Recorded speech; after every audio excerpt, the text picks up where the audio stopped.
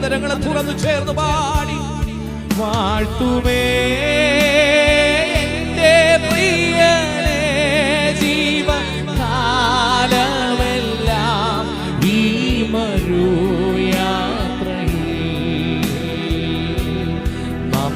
നന്ദിയോടെ ഞാൻ പാടി. നമുക്ക് പാടുവാൻ ആരാധിക്കുവാൻ ഒരേ ഒരു നാമം നന്ദിയോ